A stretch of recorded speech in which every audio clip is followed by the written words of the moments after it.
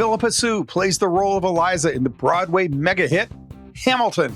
And I gotta say, the more you read about Philippa Soo, the more you like her. She's talented, she's been in a bunch of stuff. She adopted a dog on her birthday, and she got to throw out the first pitch at Yankee Stadium. By all accounts, she's a fierce performer on the stage and a compassionate human being off of it. And one very cool connection is this. She has formed what is called the Eliza Project, named after her character in Hamilton. And the purpose of that project is to support the Grahman Windham organization. They have 19 centers that engage in community enrichment. The point is to transform communities as a way of preventing all the problems before they need treatment. They provide services to children, youth, families, and those people facing, quote, some of life's most difficult obstacles. That organization, Grahman Windham, can trace its history back 220 years to its original incarnation as the Orphan Asylum Society of the City of New York, an orphanage in Greenwich Village. The founders were Isabella Graham, Joanna Bahune, Sarah Hoffman, and Elizabeth Schuyler Hamilton. So clearly, Philippa Soo finds a connection with the character that she plays, and part of that connection is clearly based on gender. Both are women in the life of Alexander Hamilton. Today, we will review the female characters in Hamilton and learn more about who they are in the show. We'll learn about who they are in history, and we will get to the inevitable question of whether their portrayal on the show is a net step forward or a net step back, and we will do it on this episode of Theater, History, and Mysteries.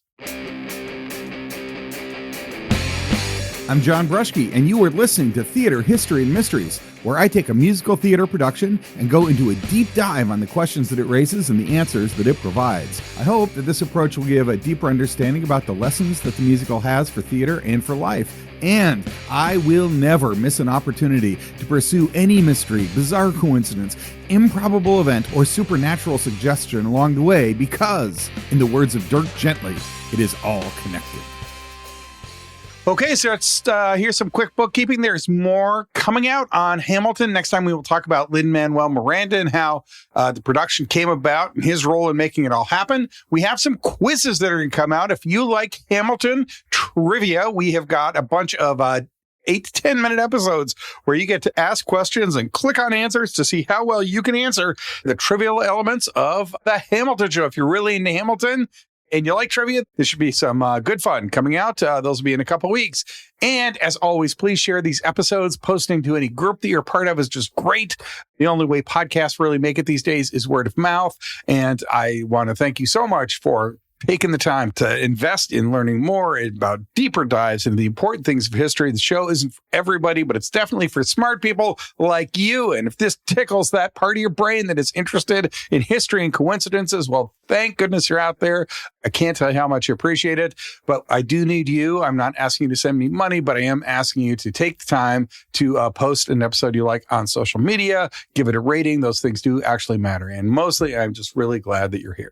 Okay, so in past episodes, we have talked about the history, the actual life of Alexander Hamilton. We've done a deep dive on the duel that he had with Aaron Burr. We have talked about the multiracial casting. We've talked about whether or not the historical Alexander Hamilton was a slave owner. And we've talked about the way that race plays out in the show. Today, we are going to focus on the female characters in the show. So we will review their history and their role in the show. The female characters. We'll talk about the haters, those people who can't stand the way Hamilton is portraying these women. And then we will talk about the lovers, the people who think the Hamilton show really does a good job of portraying these historical female characters. Okay.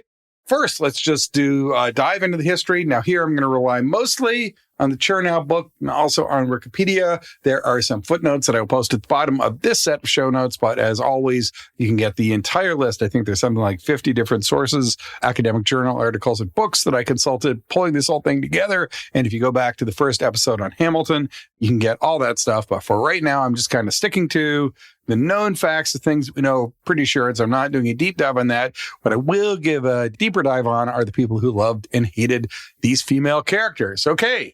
So where do the female characters come from? Well, they are part of the family of Philip Schuyler and Kathleen Van Rensselaer. That's how I'm going to pronounce it, Rensselaer. They were both well-established families in colonial America. Catherine, the mom of the group, is from the Livingston family. They're very prominent in New York, and especially in Albany. They first arrived in the 1600s, that's the 17th century. So, you know, what Columbus arrives famously in 1492. It takes a while for colonies to get a foothold into the 1500s, but by the 1600s, that's kind of happening. But if you're there in the 1600s, you're one of the earliest founding families of America, and that's where Catherine comes from, that Livingston family. She's got some roots, is what I'm trying to say. And as we had talked about in prior episodes, there were basically three prominent families in New York at the time. And one of the curious things is there weren't really political parties until Alexander Hamilton formed the Federalists, and then other groups formed around and in opposition to Hamilton. But at least at the start of the Revolutionary War, there weren't things like political parties. What most of political power was wielded by which family you were from. One of those big families was the Livingston, and that is where Catherine came from.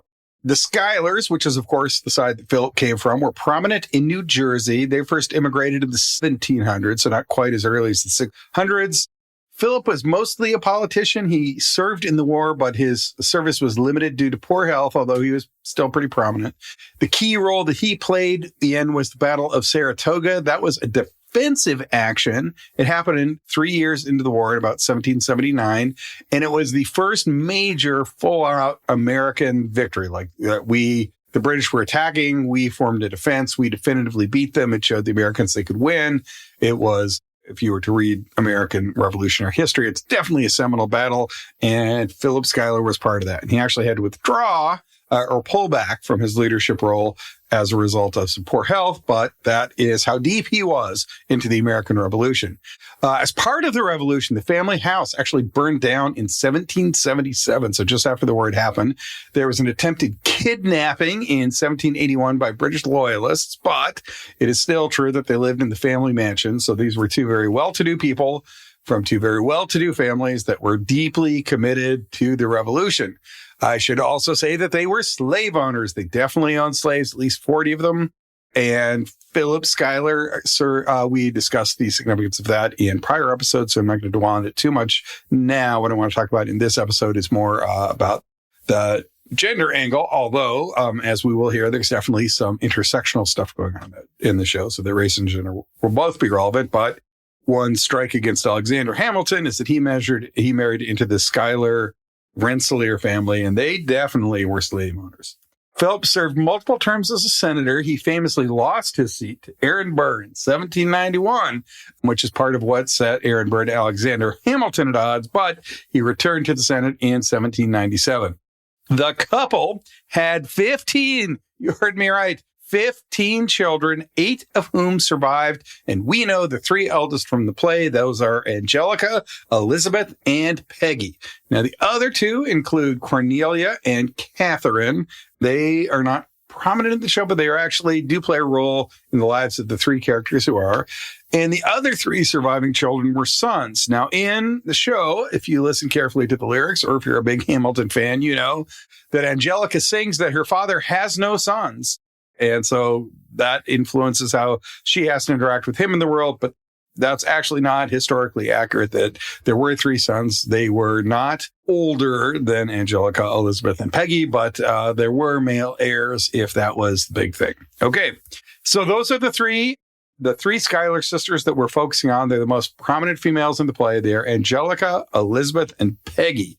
So we'll start, as we do our survey of female characters, we're going to start there with those 3 sisters, and we are going to start with Angelica. Okay. Angelica in the play is played by Renee Elise Goldberry, who originated the role in the off-Broadway production. The role is also played by Mandy Gonzalez, and then, of course, lots of people play it on touring companies, but Renee Elise Goldberry is centrally identified with this character. The character knows that history is happening in Manhattan, and she wants to be a part of it. And her big song is Helpless. This is where Angelica, the eldest sister, and Hamilton clearly have a mutual attraction. There's a line that references a joke about sharing him, and it's satisfying in the song called Satisfied. She is shown as falling in love with Alexander Hamilton at first sight, but steps back for Eliza's sake. Angelica and Alexander Hamilton have some chemistry going on, but Angelica decides she's going to step back. And once she does that, she can then become a confidant for both Hamilton and for Eliza. She stands by Eliza after the Hamilton has his famous affair with Maria Reynolds, and she sort of gets to be a narrator for Eliza's life. That because of their intimacy and because of how much she stands up for her sister, when you hear what Angelica has to say about Eliza, you can treat that as a reliable narrative. All three women have the women's power line. They have this line in the as they're singing their big number. The Declaration of Independence, of course, famously states that all men are created equal, and they want women in the sequel. It is definitely a women's power moment that is in the song. All three female characters play it. Angelica is one of them, and that's a key role for her in the show. And then that retrospective moment she's having at the end of the show is kind of fictionalized, or at least not based on any note or encounter that is actually recorded. So at the end of the show, she has this flashback where she thinks about her life, the life of Eliza, the life of Alexander, and that is fictionalized, but it's a key role in the play. So that is the role that Angelica plays. She is the elder Schuyler sister. She is a love interest of Alexander Hamilton, but they never really consummate that. But then she becomes an intimate to both of them.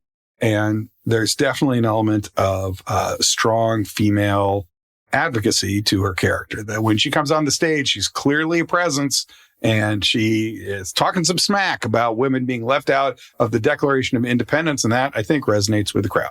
Okay, so that is the role that Angelica plays in the play. Let's learn a little bit more about Angelica from history.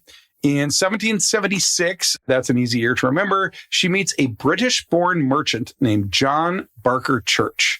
He is serving with the Continental Congress as an auditor. So although he is British-born, he is dedicated to the colonial cause.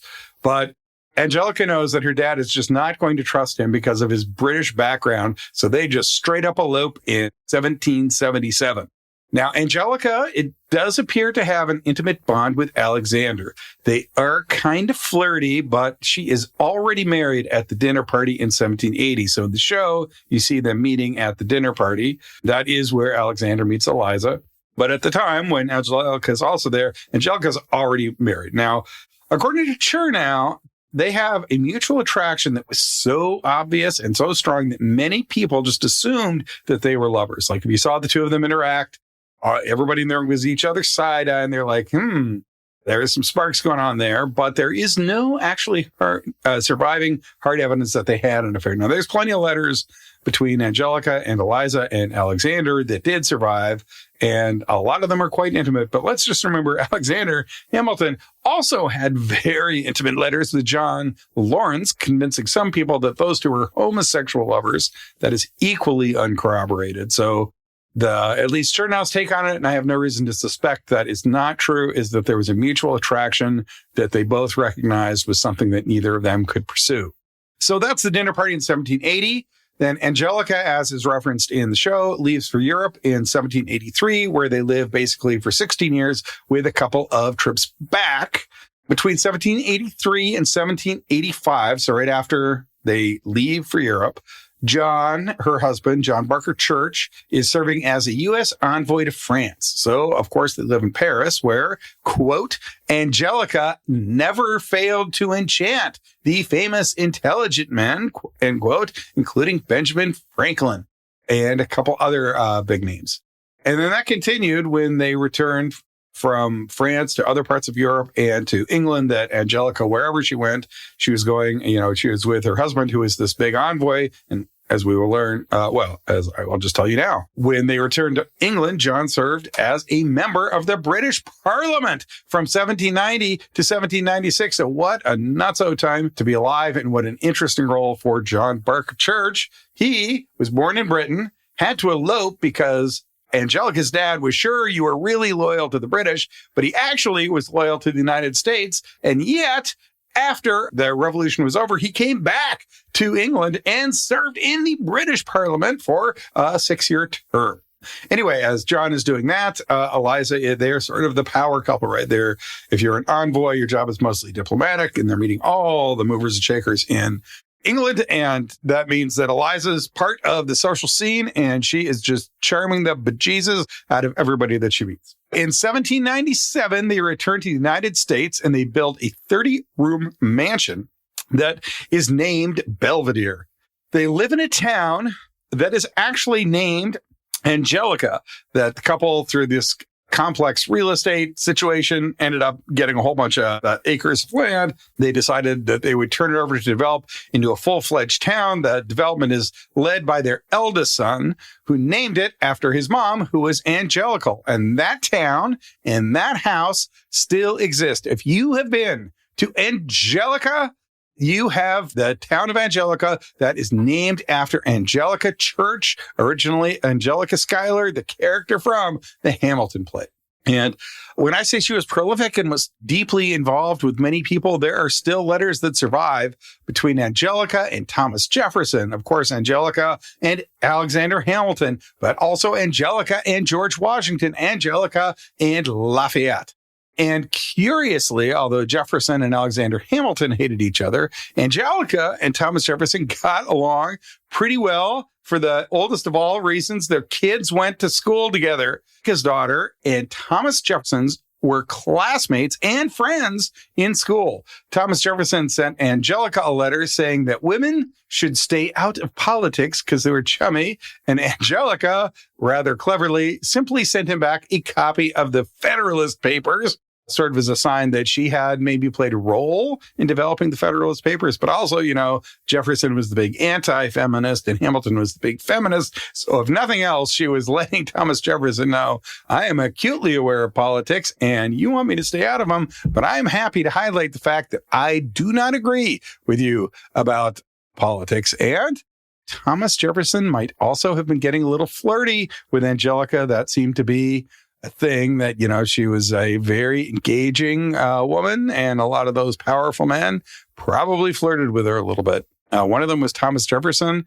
Interesting connection there. Now, with Alexander Hamilton, she left some very intimate letters. In the words of Chernow, quote, a friendship of unusual ardor, end quote. There are two biographers who actually said that Angelica did have an affair.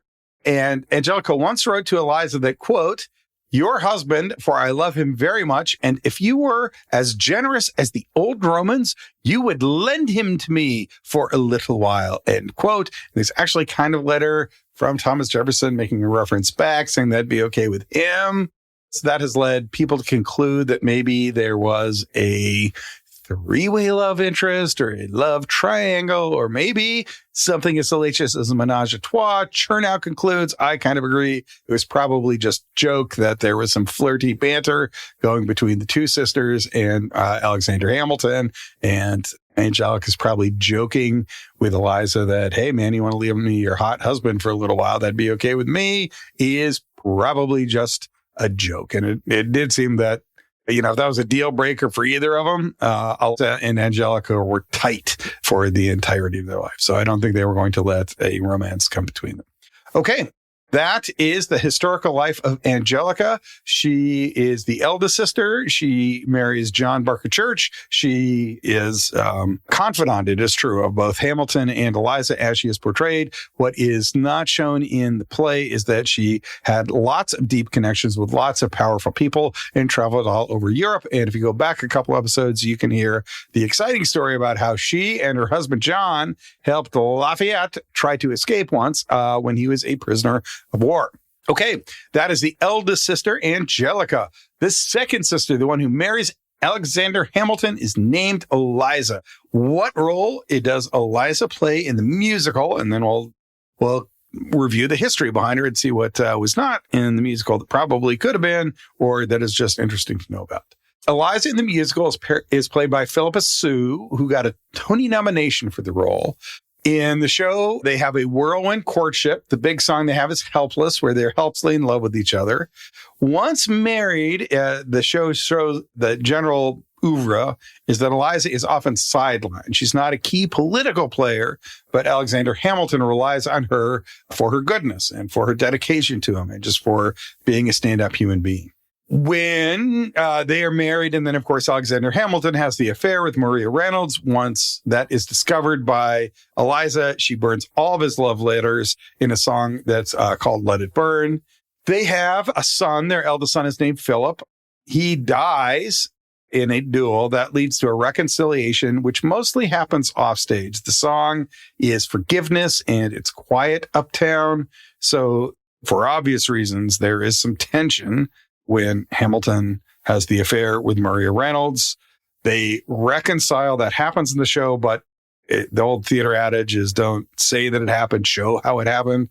This is one where they kind of just say it happens. It's not really well articulated. What is the thing that flips Eliza back onto Alexander Hamilton's side? Now, at the end of the show, after they reconcile, she keeps Alexander Hamilton's history alive for 50 years. This also mostly happens offstage and is mostly summarized, but the key theme is who lives, who dies, and who tells your story. You can't miss that. That is a theme of the show, and even a central theme of the show. And a little bit, I'm going to talk about some people who've interpreted that to mean that actually Eliza is the center of the show, not Hamilton.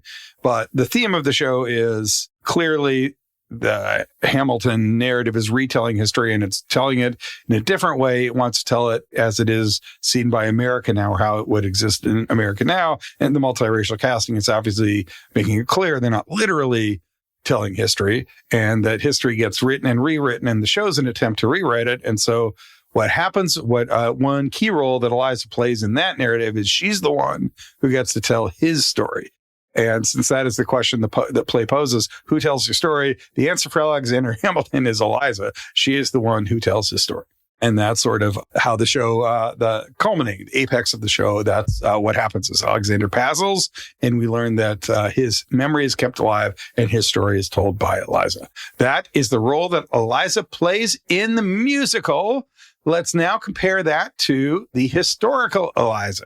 She, too, is a very engaging character, much like her older sister, Angelica. She's described as a bit of a tomboy, very good-natured, very strong-willed, maybe a little impulsive, but constantly benevolent. If you are hard on your luck and she can lend a hand, she almost always does. As is portrayed in the show, she met Alexander Hamilton in 1780. Now, they did meet twice before that, very briefly, like they were at the same party together and they kind of knew who each other was, but their courtship really did start in that meeting in 1780. There is a party, they are both at it, and they immediately, they sort of know about each other, but that's where their romance takes off. At the time, though, the Revolutionary War is very much underway. At 1780, the Revolutionary War starts in 1776. And at the time, Alexander Hamilton is a high-ranking aide to George Washington. So he's kind of got to go wherever Washington needs him to. And they continue their courtship through a series of letters.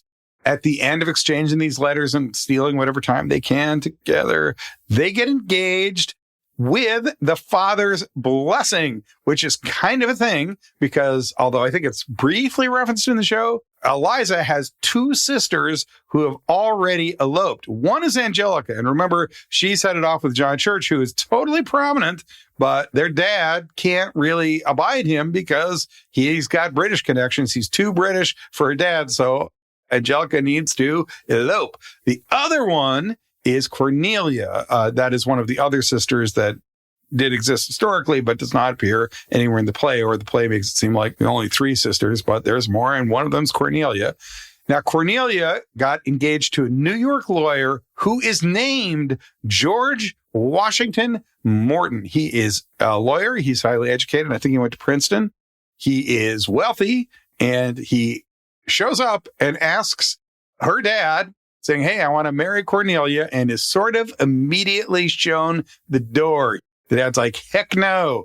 They then eloped, and the story is that Cornelia leapt from a second-story window into her lover's waiting arms. Like, she jumped out the window. He caught her. Then they rode off together. They were happily married, by the way, and they had 5 kids. Anyway, it is something that Alexander Hamilton, the illegitimate immigrant guy, is embraced by Eliza's dad, since John Church wasn't good enough and a guy named George Washington wasn't good enough. But somehow Alexander Hamilton is, but it works. Man, the Philip and Alexander really hit it off. They need to get married, and they've got their blessing. They met, as I mentioned, in early 1780. So let's call that January, February-ish. Then announced their engagement in April, just a couple months later. So that whirlwind romance is, in fact, kind of historically accurate. They got married on December 14th. So between when they started their courtship to their engagement to their marriage, all happens in a year. And it was all arranged around where it was Alexander Hamilton was being stationed at the time. They did get a short honeymoon where they got to hang out with each other for a couple of weeks. They picked a spot in New York, but then they had to get back to work or at least Hamilton had to get back to his work by January. So at that time, Hamilton is spending most of his time with George Washington professionally, but they also have a tight social connection. And the new couple is hanging out with the Washingtons, and Eliza and Martha are hitting it off when, kind of out of the blue, Alexander Hamilton has a blowout and quits as George Washington's aide. We've covered this extensively in prior episodes, but it's probably Hamilton's fault. Washington didn't really do anything that bad. Hamilton took offense, and he's like, the heck with this. I don't want to be an aide. I really want to serve in the military. So they have now got to move. At this time, all right, so Hamilton is no longer in Washington's inner circle, although Washington is willing to and will eventually take him back. But Hamilton's still involved in the government, and he's recruiting Robert Morris to serve as the Secretary of the Treasury. And he writes a 31-page letter on government finance. So this is, as we talked about, I think in the second episode of this, if you were going to remember Alexander Hamilton for one thing, what should it be? And the answer is the Treasury and the banking system. That was really his thing. And this is one of the earlier documents that identifies that Hamilton's got his head wrapped around all these important issues. He would go on to almost single-handedly save the United States, was more responsible than anybody else, and probably single-handedly responsible for the creation of the Treasury and then solving the national debt. So that is his contribution to history. And I know I'm harping on it if you've heard this before, but you cannot overstate the importance that Alexander Hamilton had to the finances of the United States. At the end of the Revolutionary War, we were in a lot of debt, and the country was probably not going to survive. Many, many governments collapse because they've got a huge pile of debt and they can't do anything about it. And the guy who fixed that was Alexander Hamilton. If you're going to remember one thing about him, it should probably not be that he died in a stupid duel with Aaron Burr. It should probably be that he was the genius who created the U.S. banking system and made the United States financially viable. We would not have had a United States without his efforts. Okay, and the first time that we see that this is sort of what he's got his brain into the most is this 31-page letter on government finance that he writes to Robert Morris, and part of that letter are in Eliza's handwriting. Now, maybe she's just dictating, but the sources that I've looked into says she was a pretty sharp cookie. She wasn't just sort of the kind of person who would sit there and dutifully type, write things down. If she had an opinion, she'd share it. And Hamilton listened to her. So there's probably a decent case to be made that she was involved in what Hamilton was doing politically. She is more than casually involved in Alexander Hamilton's life, mostly behind the scenes, but she works on the Federalist paper. She works on Washington's famous farewell address. She works on other things, but as Hamilton is drafting stuff up, she is part of the drafting process. Now, there is a big adventure when British soldiers storm into the house asking for supplies. So this is kind of when she's still living in her house. Hamilton is not really is off doing other stuff. There is the British soldiers run into the Schuyler house where all the sisters are living. They are eventually talked out of it. The person who does that is probably Peggy, but I will just say Eliza, was she just a dainty Revolutionary War woman who knitted and didn't do anything else? The answer is no. She was close enough to the front and fighting that she saw armed soldiers storming into her house. Okay, she escapes that adventure and they kind of settle in. They have 4 kids of their own, and they also take in the 2-year-old of a family friend who's become orphaned, or at least the parents are gone and the rest of the family isn't in a position to help him out, so they take him in. She helps a friend who's named Ralph Earl get out of debtor's prison. So Eliza's now managing this household that's got 4 kids. She's taken in another kid. She still has time. She's got a friend in debtor's prison. He's actually an artist, and she agrees to sit for a painting that she can then pay him for so he gets out of debtor's prison. She's just a scion of the social scene, and the other 2 keys are Sarah J., who is the spouse of John Jay, and Lucy Knox, who is the spouse of General Knox. But that's kind of the big social scene around New York, and one of the center pieces of that is Eliza. In 1794, she had a miscarriage and her youngest kid got ill. So the family moved to New York to stay close. And then the fifth child arrived in 1797, just as the Reynolds affair comes out. Now, Eliza, when she first heard about it, just thought, I'm married to Alexander Hamilton. Powerful guys take shots at each other all the time. Like Aaron Burr is constantly, he's a Federalist and the Anti-Federalists are constantly slandering him. So she's like, I just am treating this allegation that he had an affair with Maria Reynolds, just like all the other lies and slander that have been told about me. But then, of course, Hamilton himself admits in print in what is now called the Reynolds pamphlet that he, in fact, did have the affair. And no points for style here, Alexander. It's not clear, but he probably did not give Eliza a heads up. It wasn't like, hey, Eliza, so you should know I'm about to come out in print admitting to the affair that you've been publicly defending me and saying that I did not have. I think by all accounts, it was she believed he did not have the affair. And even if he told her, and he probably didn't, it was a total blindside. Like when she said, when the Reynolds affair came out and suddenly the first big, massive American sex scandal was exploding, that was Eliza did not see them coming. And at the time, she was now pregnant with a sixth child. So she left New York to stay with her parents in Albany. So the Reynolds affair comes out. She is pregnant with her sixth child. She ditches Hamilton. She goes to stay with her parents in Albany. But she has to return to New York because their eldest child, Philip, who at that time is a long way from having to deal with anybody, did have typhus, and he couldn't get treated adequately in Albany. So she doesn't go back to New York explicitly to reconcile with Alexander Hamilton. She goes back to New York because her kid needs some treatment. Now, I will get back to the question later about why does she take him back and how did the couple reconcile? That is a pretty massive betrayal. But before I get there, I just want to put a quick pin in it and say, now the reason the Reynolds affair came out was James Monroe. The affair first happened in the early 1790s. And the rumors came out and people in power found out it was true that the Secretary of the Treasury was in fact having an affair and being bribed.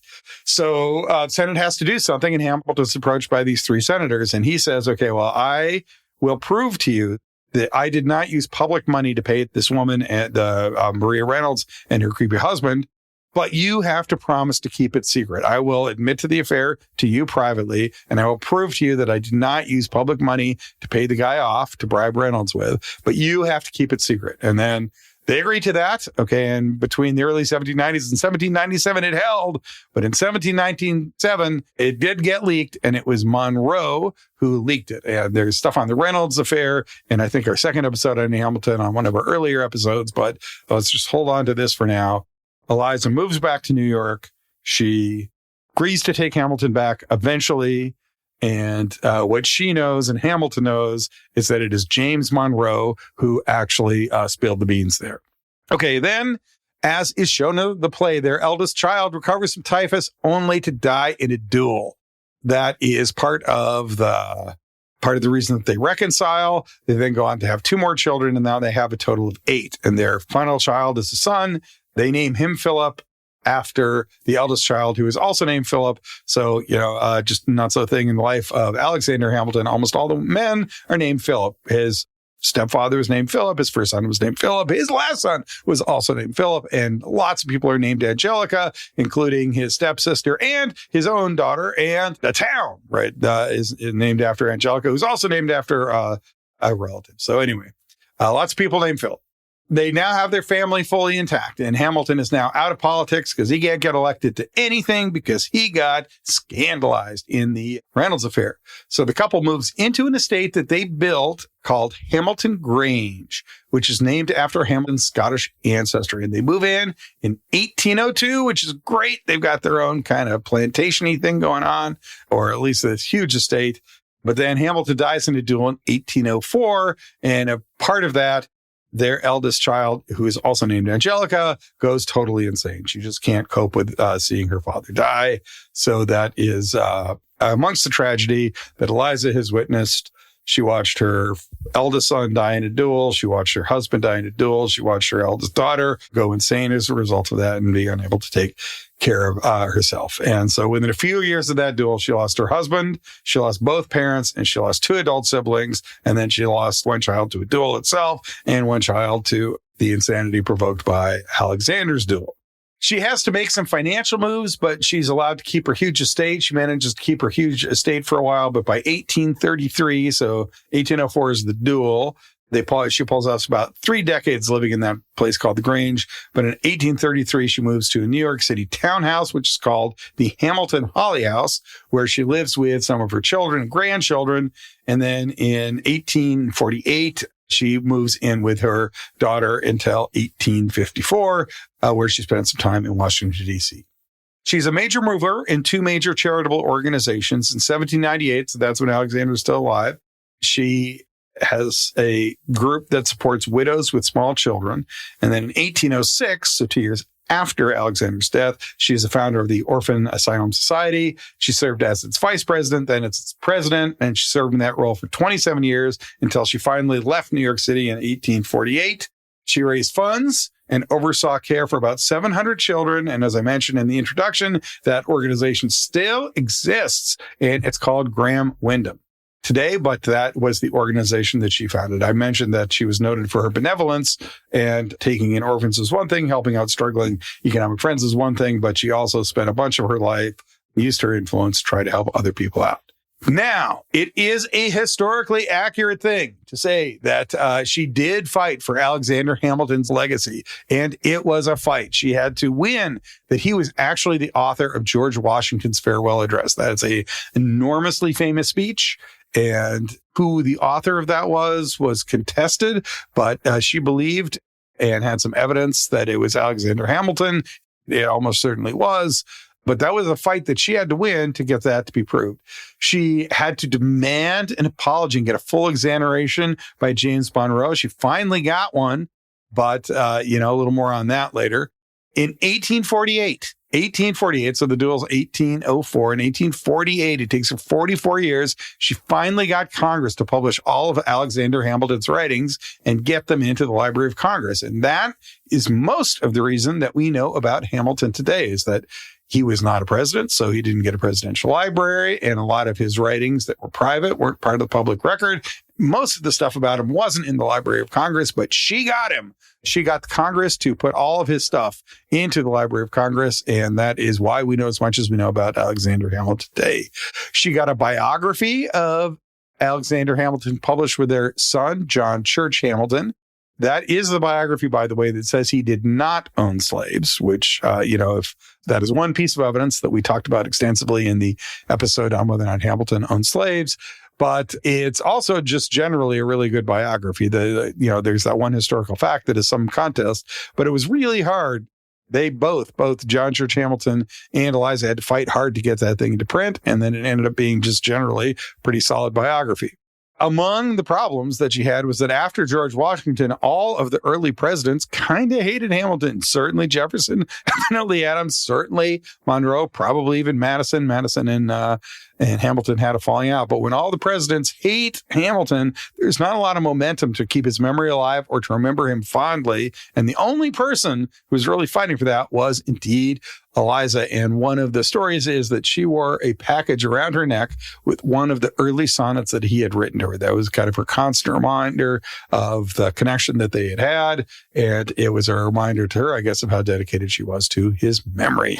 And the last thing was the Republican press was quite eager to remind her of the affair as often as possible. Hamilton was still a public figure, and he still had enemies, and those enemies loved trashing him, and they especially loved trashing him about Maria Reynolds. So if Maria Reynolds was ever in the same city as Hamilton, the Republican press would immediately say that the affair had started again. So it was, a knife they kept twisting into the back of Eliza. So you might think Eliza would have been really mad at Alexander Hamilton that he totally betrayed her in this instance. And even though it does appear that he very sincerely wanted to get back together and live a relationship characterized by fidelity, she had plenty of reason to be mad.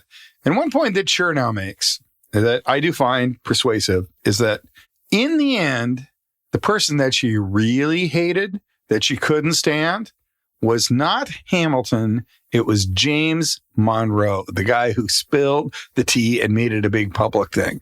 She totally forgave Alexander, but she never forgave Monroe. In fact, Monroe served 2 terms as the president and then came to visit her kind of to bury the hatchet or mend things a little bit. And she was having none of it. Like, she wouldn't even let him sit. She would not even admit that, he came to her house and said, hey, I'm here to talk, now that we've known each other 30 years and we're both at the end of their life.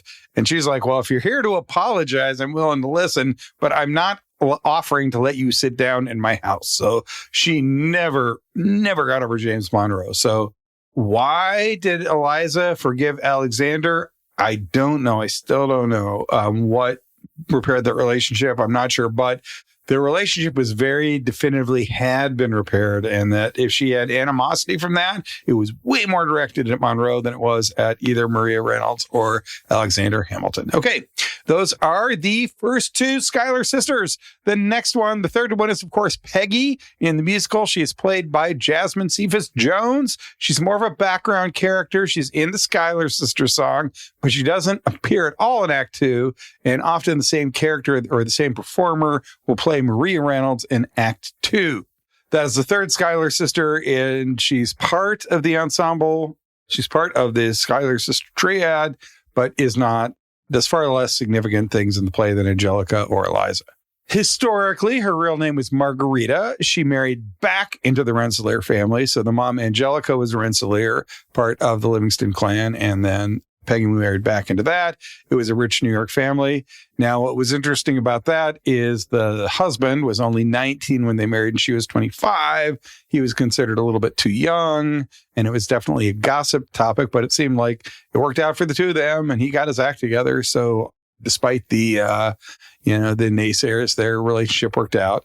Now, I had mentioned earlier she does have a big moment. There is a time during the Revolutionary War where Alexander's off fighting the war and the daddy Schuyler's off fighting the war, and a group of British and some native people were leading a raid, and they got into the house. Eliza and Angelica are both pregnant and upstairs, and Peggy's kind of just in the middle of panic, off running downstairs to do something, where she encounters some of the Native Americans of the British, and she, on the spot, thinks quickly and tells them that her dad is sat in the town sounding the alarm to get help, and so he's coming back to save them, and she's convincing enough that the British leave the house. That's the story. What's kind of fun is there's if you were to go to that house today, to that big Schuyler residence, there's still a bayonet chunk taken out of the railing, or the wooden railing on the stairwell. So it looks like, they definitely for sure the British stormed that house. Whether or not Peggy ran them off or outsmarted them, it's a little less clear. That story does not show up until the 1830s. It's not in any contemporary document. If you've ever heard the podcast, Our Fake History, this has all the hallmarks of a fake story. It was something that made a good story, and so it started getting told and retold, but it's not like it at the time. It's not in anybody's diary. It's not in their official reports written up about that raid. Nobody else talks about that happening. Otherwise, she lived the life of a wealthy socialite. Tragically, she did not live very long. She died in 1799. She died early and was ill, but it is for sure that Alexander Hamilton visited her often, and in fact sent Eliza, his wife, and Peggy's sister, updates about her condition. Okay, now there are other women, but not very many, and they don't have very prominent roles. Maria Reynolds is briefly mentioned in the show. It does appear as a character, and we have traced her in our third episode. She had a long and storied life after the pamphlet came out, and we've covered that. But Maria Reynolds reinvented herself more than a couple times after that affair, which is something, right, for a female in that era to have played such a prominent role in such a prominent scandal and then been able to, come out as a highly religious figure later. That was something.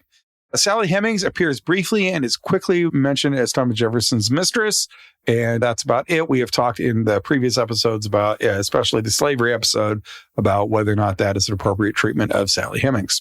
So those are the 5 female characters. The most prominent is Eliza. The 3 Schuyler sisters get the big roles. There are other women who are mentioned briefly.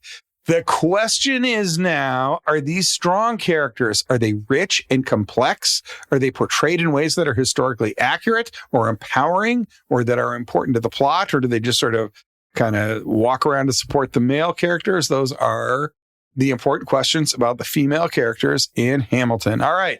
There are, of course, 2 reactions. People who who are haters, who can't stand the show and think that these are sexist portrayals, and people who love it and thinks that it does more than that. So let's start with the haters. I'll tell you who they are and what they think.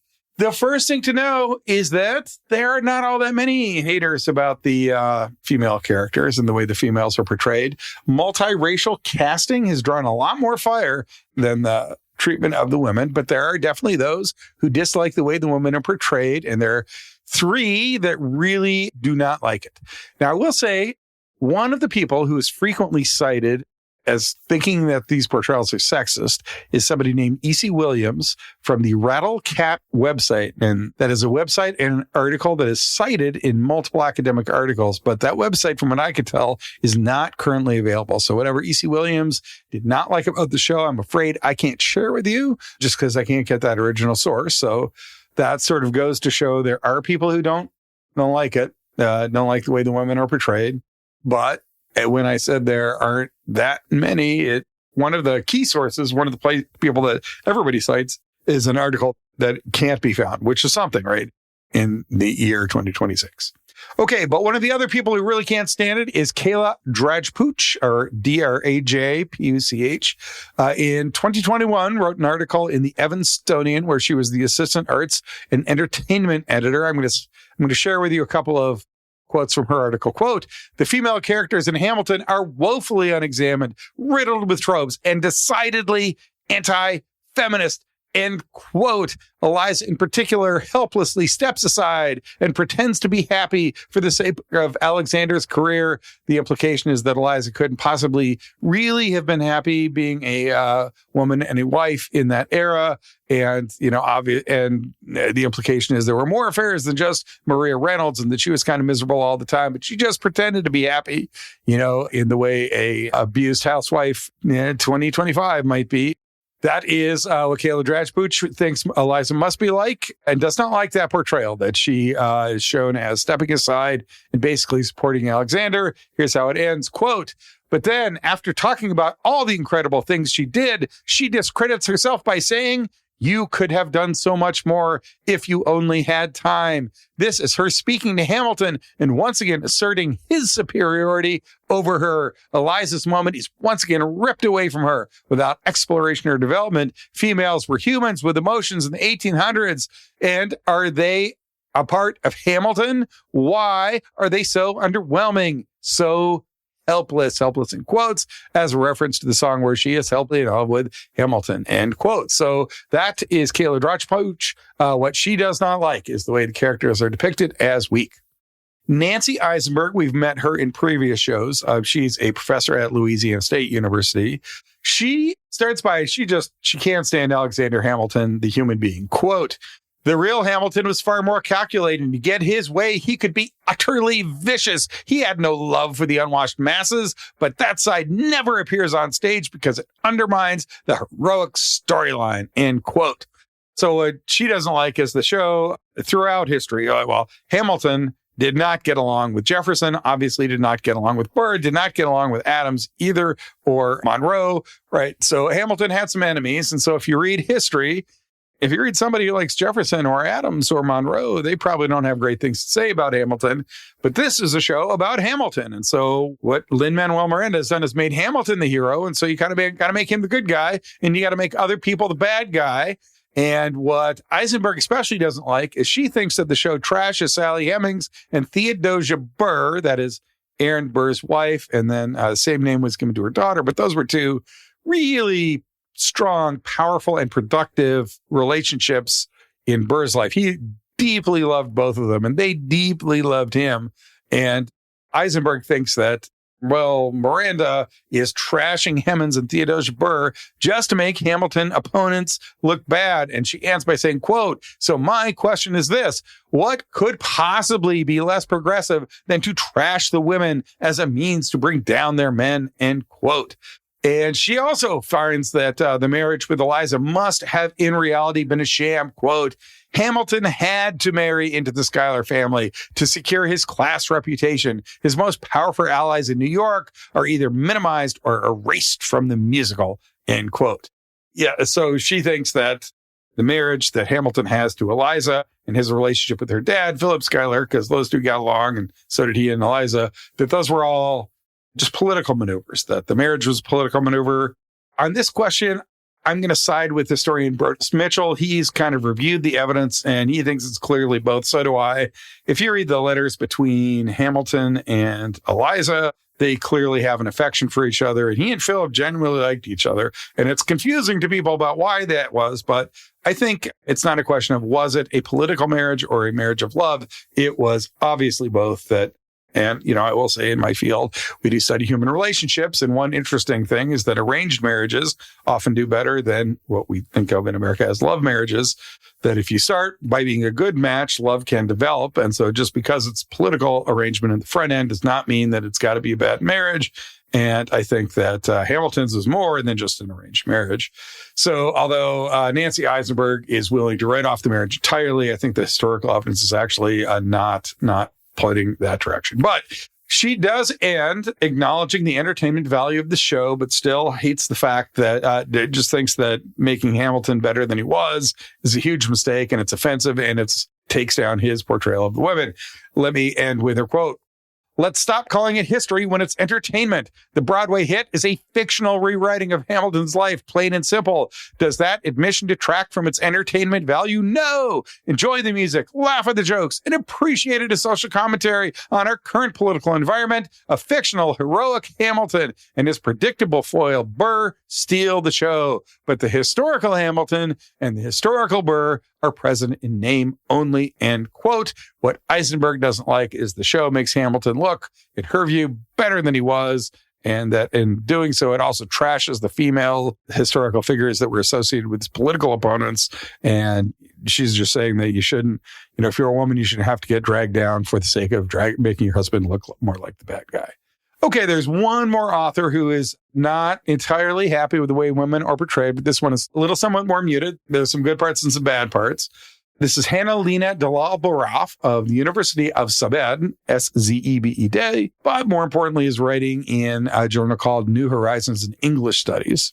Hannah Baraf, they really like the way that the sisters are portrayed, but they are really not okay with the way Maria Reynolds is portrayed. Quote, "One ought to question whether the musical truly succeeds in its attempt to revolutionize the historical narrative by analyzing an important aspect of the founding era, the lack of importance given to the women who are so often omitted from the narrative," end quote. And she likes the way the Schuylers are portrayed. Quote, "Not only is Miranda's representation of these extraordinarily women complex and multidimensional, his narrative and artistic choices also help both Schuyler sisters re-enter American cultural consciousness and redefine Eliza's legacy as one of a woman of towering strength and integrity," end quote. So props there for the way these Schuyler sisters are portrayed.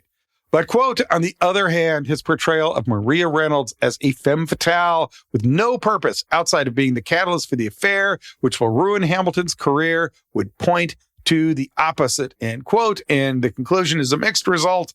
Her final statement is, "While the musical's representation of women is not completely feminist and is flawed in many ways, it is still very progressive in the sense that it explores different versions of womanhood, which is not common practice in musicals, since the medium is known for using opposing extremes for the sake of creating drama," end quote. Okay, so that's it for the haters. The criticisms are that the female characters are weak and they don't do anything, that Miranda and Chernow are rewriting history to make Hamilton a hero and Burr a villain, and trashes other women, especially the women associated with Aaron Burr or Maria Reynolds in the course of it. And it definitely trashes Maria Reynolds. It treats her as just a wanted woman who duped and betrayed Hamilton. If you're interested more in the Reynolds affair, and you can go back and listen. Yeah, she really was a dupe, and she did definitely play him. She knew what she was doing. There are not a lot of great things to say about Maria Reynolds and her role in the affair with Alexander Hamilton. But as a human being, there is more character nuance to that. But at least for these authors, the way she's portrayed is flat, one-sided, one-dimensional. She's portrayed as a female villain and a seductress. That is a anti-female trope, and that undermines the value of the show, or at least trashes the way it treats women. Okay, those are the people who don't like it. On the other side, these are the people who are the lovers who really like the show. I will just start with Gordon Cox. He's a theater editor for Variety and did an interview and talked about the female characters in an article that was published in 2021. And his point is, or Gordon Cox's point is, the crowd loves these characters. Their chemistry is real and obvious, both on the stage and backstage. The phrase they keep using is, we just love on each other for the whole show. Eliza loves her sister Angelica. Angelica loves Eliza. They all love Peggy. Peggy is part of it. They're all strong women. They raise their voice. And the performers will just say, look, when our characters get out there, you can just feel this anticipation. There are all these people in the crowd just waiting to cheer for us. And they're just waiting for that line about how women need to be treated as equal in the sequel. One yardstick of whether or not it is an empowering portrayal of women, and these women are powerful characters, is how the audience reacts to them. And the audience loves these characters. I have seen the show. I love them. My daughter, not 18 this year, but first saw the show when she was like 14 or 15, loves those characters. They resonated as powerful females for her and for many, many fans. So one piece of evidence pointing in the direction that maybe these characters are, in fact, powerful women is the way the audience reacts to them. Somebody else who likes the show is from Sarah El Mahmood, who is writing for a website called Cinema Blend in 2020. And Sarah finds layers of meaning in the show. The show is about who tells your story, and Eliza is the person who is responsible for telling the story. And that's made very clear in the final scene, but she too is buried. And so it all goes like this. This is very well put by Sarah El Mahmood. Quote, the show ends with Eliza taking the stage and explaining how she continues her husband's legacy in her 50 more years alive.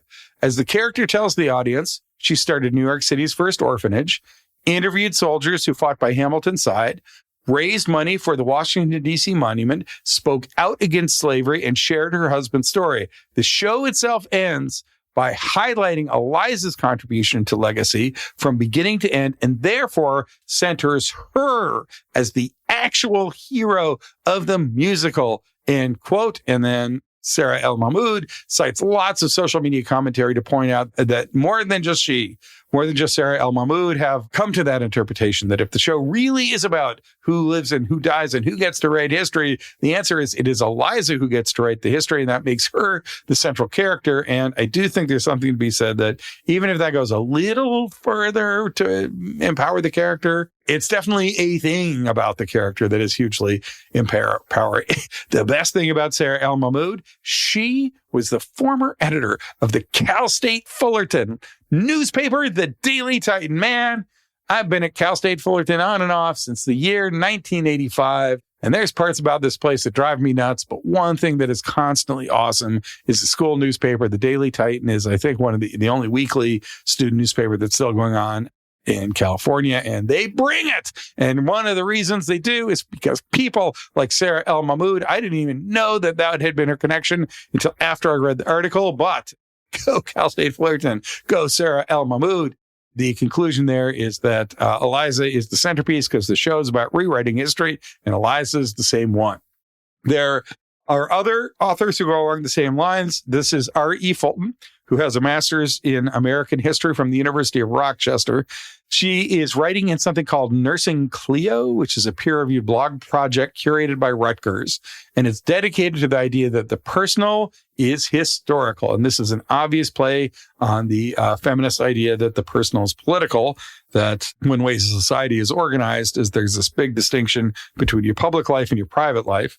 And as we've talked about on the show a couple times now, there are different feminist ideas about how you advance women in a society that has misogyny kind of baked in to parts of it. But one way you can do that is to either attack that dichotomy between the personal or the political, or celebrate it. But this blog, this project of Rutgers, is to say, well, in the area of history, we always talk about the political parts of history, or the wars. We always talk about those, the major political events. But the personal stories are also an important part of history. And they want to celebrate those personal parts of it. And so for that, then yes, you can see a whole bunch of stuff in Eliza. Here we go. Fulton thinks that historical accuracy misses the point. were you historically accurate about the women were? Well, so what? Quote, unlike so many wives and lovers in history, these women don't appear as satellites to the real story. They are, in fact, its most powerful narrators. And while other people did not like the way Reynolds got portrayed, Fulton says, quote, even Maria Reynolds, who sings in only one song, becomes the chronicler of one of the show's most crucial moments when, in the staged version of Hurricane, she hands Hamilton the pen he will use to write the damning Reynolds pamphlet and invite the disastrous rewriting of his own legacy, end quote. And then, to expand on the idea that the personal is historical, Fulton says, quote, in Hamilton, it is women, precisely those people who have the most reason to be aware of their own lack of control, who repeatedly become the writers of history. Yet this reveals the historical agency coexists in Miranda's book and director Carm Cale's staging with an honest and knowing representation of the women's historical invisibility, end quote. And so there's some nuance there.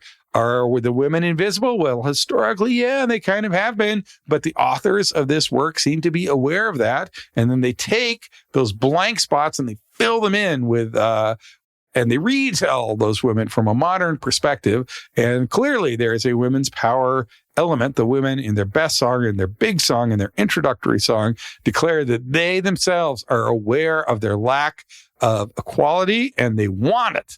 And that is America today. Right, America then told through the eyes of America today, which was the point that I think Lin-Manuel Miranda was going for. And finally, Fulton gets some critics find that the roles are too minor and are, quote, demanding that female characters be written as though they lived as men. In so doing, those critics miss the power of what Hamilton has done by representing the silent presence of women and their intimate, if alternative and therefore invisible involvement in the visible narrative of history, end quote. Okay. I will say, having read something about the history of Eliza Schuyler, then Hamilton, that was very much exactly what her role was. Was she strong-willed? Yes. Was she impressive? Yes. Was she imposing? Yes. Was she her sister, Angelica? Thomas Jefferson tells you to keep your nose out of politics because you're a female. What does she do? She sends him a copy of the Federalist Papers. Here's a little politics for you, Thomas. But one of the things, the show is obviously trying to rewrite history. Well, how do you do that? Well, one way you do is you find the alternative, the invisible, the alternative histories, the part of history that is not treated as history, and you tell it and you give that some importance, right? The personal relationship between Hamilton and Eliza is an important part of history. And it's maybe as important as all the things that were done out in the open and in the political realm. And so I think that that is something that Fulton sees going on in the play and is okay that it is a retelling. And Fulton is also cool with the reimagining. Quote, Hamilton urges us towards a more imaginative understanding of women in history and proves that it is possible to see entire lifetimes in the empty spaces between the pages, end quote. All right. We have got one more author that I want to talk about today, and then we'll wrap this all up and see if we can make some conclusions.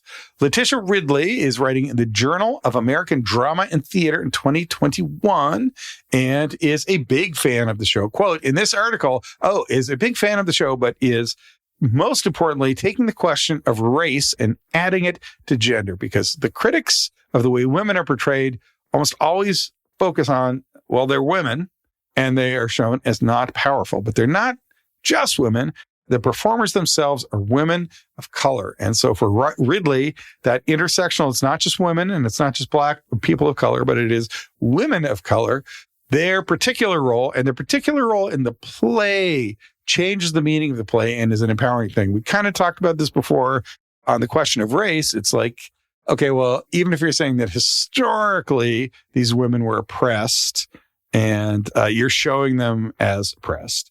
Okay, well, maybe your story isn't great, but what about the space you create in theater for these performers, right? Like, if not, like you might not like that George Washington is played by a guy who is Black when historically he was not Black, and you might think that is a net setback for race relations. But on the other hand, that performer as a person of color is killing it on Broadway and doing a great job in the role, right? By all accounts, can play the role perfectly, right?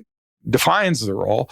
that is a person who would not have had access to those parts before. Now you're creating that space in theater. So even if you don't like the particular plot points, you have to at least acknowledge that for the performers themselves, this is definite progress. Broadway's been a white spot. Anyway, that is what Ridley would like to focus on and wants to do so in an intersectional way. So not just talking about the role of women in the show, but particularly the women of color. Here we go. Quote, in this article, I complicate previous studies of the musical's treatment of race and gender, arguing that the actress's embodiment in Hamilton disrupts normative white gender constructions while highlighting the labor of women of color in musical theater, end quote. And so part of that is that the fact that the role is performed by women of color creates new meanings. What they do on the stage is both as important as the story they're telling, and it changes, it adds new layers of meaning to the story that they're telling. Quote, the character of Eliza, who many claim has the least amount of agency, she's addressing the critics here, is the character who documents not only her husband's story, but her own. This is particularly resonant because Soo's Asian American body, as Karen Shimakawa theorizes, is marked by its constant oscillating relationship to American citizenship, placing Soo literally and figuratively within the nation state, a site of tension for Asian American people. The musical encourages us to think about the limits of American citizenship, end quote. You having Soo play the role of a founder, right? Putting that Philippa Soo, the Asian American person, into that role, in the founding role, challenges, makes you think, forces the question of what does it mean to be an American citizen? That is a especially important thing for Asians, like the Korematsu decision, where Japanese, said it was okay to intern put Japanese people in American concentration camps in World War II, definitely pressed what it meant to be citizenship. And this show sort of explodes that open and says, I'm going to take, not only am I going to say that Asian Americans should play a role, I'm going to put them at the center of the founding of the question of citizenship. And here's a specific case in point. This is a long one, but Ridley puts it very well. And I'm going to try to, let those words resonate. Quote, categorizing Eliza as merely a wife is limiting, as it does not consider how the musical subverts and recalibrates Eliza's role to incorporate the actress's own embodiment. It also overlooks the importance of the wife's role in male political figures' lives and in politics in general. If one measures women of color to this standard of white womanhood, they will fall short every time. While women of color and white women may have some shared experiences of oppression, one must avoid generalizing in scholarly analysis to signal solidarity. Doing so erases the specific voices, experiences, and trauma of women of color. Hamilton combats this not only by positioning a woman as the final voice at the end of the musical, but a woman of color. Eliza's act of writing history and telling Hamilton's story, Hamilton and Eliza's story, appeals to a feminist telling of history. As she tells her own story, she is simultaneously telling the story of the family, the nation, and most importantly, of women of color, end quote. Okay, I just want to say critical theory often appears as if it is the snake that is eating its own tail. There's multiracial casting, so there are performers of color in male roles, and the reaction to male casting was, you have erased all of the slaves. You erase them. And then there's a criticism of the women and say, the women are unimportant. You are showing women in a way that is not good. And Ridley would say, okay, well, that criticism saying that you're showing these women is not powerful enough is applying a standard of white womanhood to women of color. And that is erasing the white women. Now, how much not doing something erases it? I'm not sure, but I do think that Ridley has got a pretty good point about if you're going to talk about the women and the way they're portrayed in the show Hamilton, you've got to come to grips somehow with the fact that all the performers are women of color and loved by the audience. And that simply saying, a classic criticism of third world feminism is when you get third world women together with women from the United States, and women in the United States are talking about, I hit the glass ceiling in my corporate promotion life. That's not an unimportant thing to people in the first world, but that is so far from the problems that people in less developed areas are facing, that often the experiences of the people most at the margins get erased or get overlooked or get trivialized. And so I really like the way that Ridley is saying it, that the characters are allowed to tell their own story. And she is simultaneously telling the story of the family, the nation, and the story of women of color, and that you can see that as it is embodied in the female performers of color.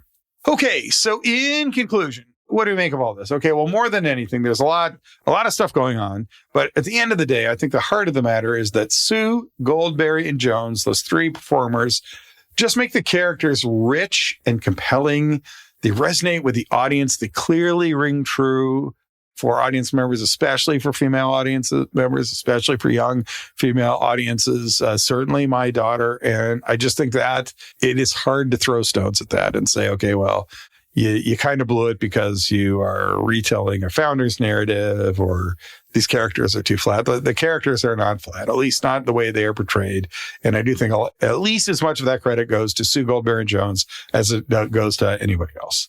And it kind of trumps the portrayal question. There are good portrayals, there are bad portrayals, but clearly these performers are just having a blast. They're loving on each other. They got charisma. They have some agency that they're showing in the show. It's hard to look at them as weak and not really doing anything. And the script gives them at least enough room to do that. Whatever else you think of the script, at least gives them the room to do that. And in my book, I think that's a win.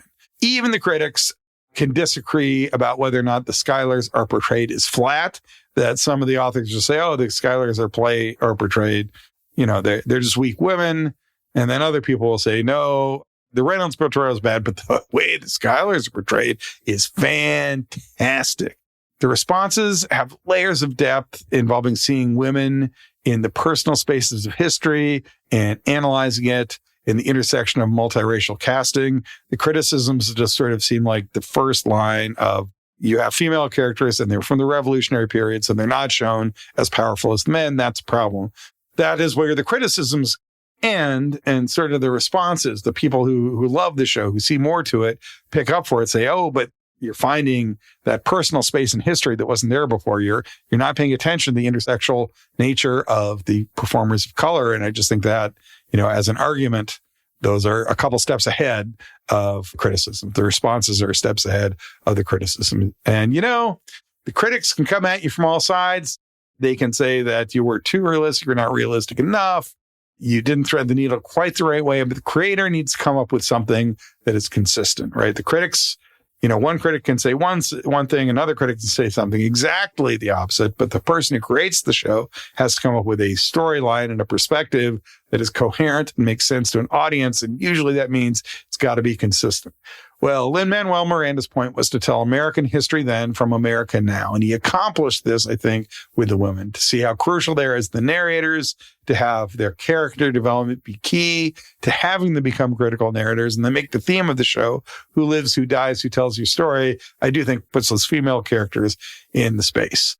And I think that those females are portrayed as they would be now. There is room to celebrate those personal spaces. That we can say, hey, contributing to family and community, that does not make you weak. That's not like, oh, that's women's work. It's like, that's work men should be better at, and they're not. And so let's celebrate those women from history who filled up those personal spaces and were supportive. You could say all Eliza ever did was support her husband. That demonstrates weakness. And a response to that should be, well, that's a very masculine perspective to say that unless you're the center of the character, that you're necessarily weak, that we need more people who can support each other and to show community and to stand by each other in the way Angelica stood by Eliza, and maybe even in the way that, instead of saying your husband had an affair, but you didn't walk out on him, you stuck by him, and then you decided that you would be the one who retold the story. That is not a weakness. That's something that we should celebrate. And the characters themselves have to remind us that we still have a ways to go. We have definitely not attained gender equality. We've definitely not achieved racial equality. no matter what this Supreme Court ruling has to say. If you missed it, the court ruled that we don't have to. The Civil Rights Act doesn't mean that you can't eliminate all black districts because we've overcome race in America. And then as soon as they passed that, immediately every state that was in the old Confederacy eliminated every single black majority district, proving that the Supreme Court's reasoning was exactly wrong. Anyway, one way to read that show and what those female characters say is, hey, we are vibrant, active people. We did a lot of stuff. You got to pay attention to it. We were the ones who rewrote the history. We were the ones who were providing the community and the connection. We were there for each other. And that's something you ought to recognize. And we right here in America in 2026 did not yet get equality. Your Declaration of Independence said that everyone is created equal, but you said, men, we want women in the sequel. That is a very 2026 statement that I think you can hear from many feminist voices. What all that adds up to is that women's portrayal in Hamilton is a win, and that is a credit to the script, which creates the space to that. It's a credit to the theme of rewriting history, remembering history in a different way. But mostly it is a credit to the performers who clearly poured themselves into it. And when they walk on the stage, they are captivating and powerful and engaged. And it's hard to take a look at and say, those people, those are weak characters. They're clearly very vibrant performers in very vibrant roles that are resonating with the audience.